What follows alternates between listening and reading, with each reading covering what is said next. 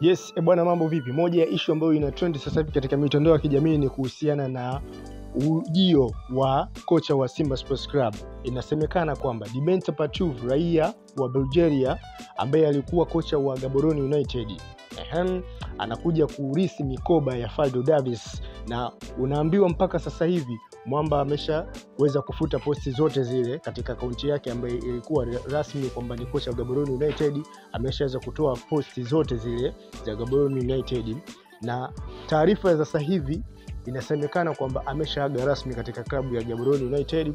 So ni Mwamba ambaye anaweza kwenda kurithi mikoba ya Faldo Davis mwenye umri wa miaka 49. Je, unahisi ni sahihi na ni kocha sahihi ambaye atakayeweza kurithi mikoba ya Faldo Davis katika timu ya Simba Sports Club?